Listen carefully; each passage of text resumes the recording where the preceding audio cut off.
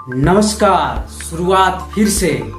जी हाँ, आज हम बात करने जा रहे हैं कुशवाहा का लोकसभा परिणाम पलट देंगे क्या, या फिर खुद बाजी हार जाएंगे। कितनी सीटों पर आरएलएम को जीत मिलेगी, और वैसा ही हम बात करेंगे जेडीयू की कितनी सीटों पर जीत मिलेगी, बीजेपी को कितने पर मिलेगी, और आरजेडी को कितने पर मिलेगी, कांग्रेस को कितने पर मिलेगी, लेफ्ट को कितने पर मिलेगी, शाहनी को कितने पर मिलेगी, चिराग को कितने पर मिलेगी, मांझी को कितने पर मिलेगी, ओवैसी को कितने पर मिलेगी, निर्दलीय कितने पर जीतेंगे। इन सभी मुद्दों पर विस्तार से एक एक वीडियो कर बनाकर बातचीत करेंगे। लेकिन आज जो हम बातचीत करने जा रहे हैं वो उपेंद्र कुशवाहा की पार्टी के बारे में बातचीत करने जा रहे हैं कि आरएलएम राष्ट्रीय लोक मोर्चा, जिनको हाल ही में उपेंद्र कुशवाहा ने अपनी पार्टी बनाई है, वो कितनी सीटों पर जीतने जा रही है, कौन कौन सी सीट लड़ रही है, कितनों सीटों पर लड़ रही है, तो सब आप लोगों को पता ही होगी।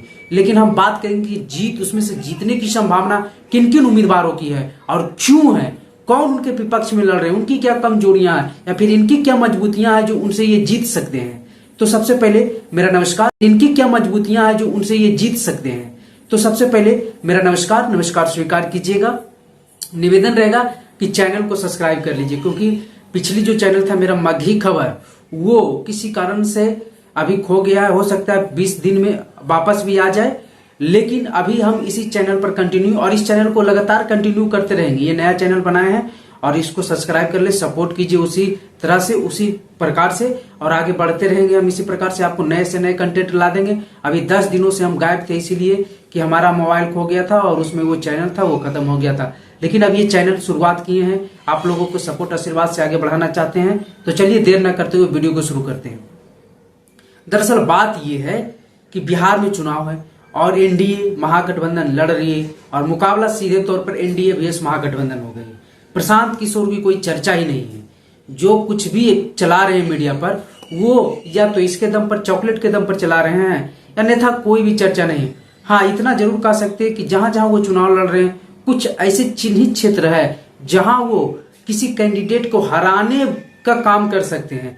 जितने वोट से हारेंगे उतने मार्जिन वो ला सकते हैं। वो भी बहुत कम ऐसे क्षेत्र है जहां प्रशांत किशोर ऐसे कारनामा कर सकते हैं। ऐसे तो हमें बहुत कम ही जगह दिख रही है, तो प्रशांत किशोर की चर्चा करना ही फालतू नजर आता है। तो चलिए, एनडीए और महागठबंधन लड़ाई कांटे की है। बीच में महागठबंधन की गलतियां, जो महागठबंधन की थोड़ा सा पीछे ढकेली, लेकिन फिर से कम बैक करके महागठबंधन जो है तेजस्वी यादव के नेतृत्व में बिहार में अपनी ताकत दिखा रही है। कांग्रेस भी कल राहुल गांधी की रैली, आज ही नरेंद्र मोदी की रैली, एनडीए की तरफ से भी एकजुटता दिखाई जा रही है। नीतीश कुमार को कल ही अमित शाह सीएम फेस के रूप में भी घोषित कर दिए इशारों में। लेकिन बात उपेंद्र कुशवाहा की पार्टी की, उपेंद्र कुशवाहा की पार्टी कितनी सीटों पर जीतेगी। तो पहले जानते हैं कौन कौन सी सीटें लड़ रही है। तो लड़ रही है बाजपट्टी की सीट, जहां से रामेश्वर महतो आरएलएम के उम्मीदवार हैं।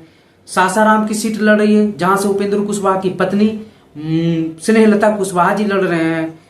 फिर मधुबनी से माधव आनंद, जो अभी आयोग में भी उनको जगह दिए थे उपेंद्र कुशवाहा के साथ बहुत दिनों से जुड़े हैं, ये लड़ रहे हैं। दिनारा से आलोक सिंह, जो लोकसभा चुनाव में एकमात्र राजपूत नेता जो प्रखर रूप से उपेंद्र कुशवाहा के साथ थे, और संतोष सिंह जो मंत्री है बिहार सरकार में, उनके भाई हैं, वो लड़ रहे हैं। उजियारपुर से बात किया जाए तो प्रशांत पंकज लड़ रहे हैं, ये भी कुशवाहा जाति से ही आते हैं। और पारू से मदन चौधरी लड़ रहे हैं, ये जो हैं वैश्य जाति से आते हैं।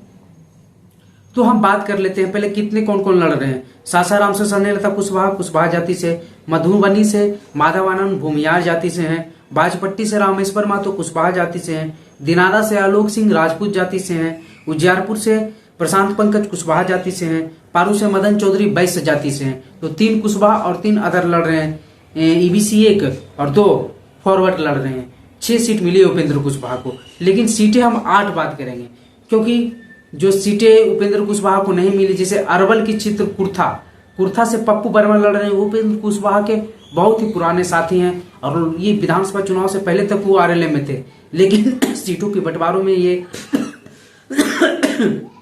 डील हुई और उन्हें जेडीयू के टिकट पर चुनाव लड़ाया जा रहा है। तो ये भी उपेंद्र कुशवाहा की पार्टी जाति से ये भी कुशवाहा ही है, और 2020 के चुनाव में 16,000 के करीब आरएलएसपी के टिकट पर वोट भी लाए थे। फिर हम बात कर लेते हैं एक और व्यक्ति, रणविजय सिंह जी लड़ रहे हैं, ये भी उपेंद्र कुशवाहा के पार्टी से बीजेपी के टिकट पर लड़ रहे हैं। तो 8 तो हो ही जाता है। अगर ऐसे मिला दिया जाए, लेकिन प्रॉपरली मेन रूप से 6 लोग लड़ रहे हैं। जीतने की संभावना किनकी है? सबसे पहले हम बात करते हैं बाजपट्टी से रामेश्वर महतो और मुकेश यादव के बीच की लड़ाई है। मुकेश यादव मौजूदा विधायक भी हैं और आरजेडी से हैं, और यहाँ लड़ाई कांटे की है। ये सीतामढ़ी जिले के अंतर्गत ये सीट पड़ती है बाजपट्टी। रामेश्वर महतो सीतामढ़ी जिले के ही रहने वाले हैं। वो सीतामढ़ी की सीट से चुनाव लड़ना चाहते थे, लेकिन उन्हें बाजपट्टी की सीट दी गई। हालांकि वहां भी उनकी तैयारियां पुरकस थी, और इस सीट पर एनडीए बीएस महागठबंधन लड़ाई पुरजोर है। लेकिन रामेश्वर महतो के आने से यहाँ कुशवाहा वोट की पूरी तरह से कोलेबरेट हो गया है रामेश्वर महतो के चलते, और एनडीए का कोर वोट जो है फॉरवर्ड, अति पिछड़ा, दलित सब साथी है ही, चिराग पासवान हो, मांझी हो। तो इस चलते इस सीट पर बढ़त बनाते हुए दिख रहे रामेश्वर महतो। जीतने की संभावनाएं हैं, ये नहीं कह रहे कि पूरी तरह से जीत गए, लेकिन संभावनाएं अधिक दिख रही है। दूसरी सीट है सासाराम, जहां से उपेंद्र कुशवाहा की पत्नी खुद लड़ी, और यहाँ तो खेल ही हो गया। जैसे ही विपक्ष के कैंडिडेट ने नॉमिनेशन कराकर बाहर निकले, उनको गिरफ्तारी झारखंड पुलिस कर लिया। अगर बिहार पुलिस करती तो सरकार पर आरोप लगता बिहार सरकार पर, लेकिन झारखंड पुलिस की है, इसलिए महागठबंधन वालों को भी कोई आरोप लगाने का मौका नहीं मिला। और यहाँ से चुनाव लड़ रहे हैं। आरजेडी ने बड़ा फेरबदल किया है, सत्येंद्र शाह को टिकट दिया है, और ये दुर्गा पूजा समिति के सासाराम में अध्यक्ष कमेटी के कुछ हैं। और यहाँ से पहले जो विधायक थे राकेश गुप्ता, हालांकि सासाराम कुशवाहा बहुल क्षेत्र है, यहाँ से अशोक कुशवाहा भी चुनाव लड़ रहे हैं बीएसपी के टिकट पर। ये 2 बार विधायक भी रह चुके हैं, और यहाँ से हमेशा ज्यादातर कुशवाहा ही विधायक रहते हैं सासाराम में।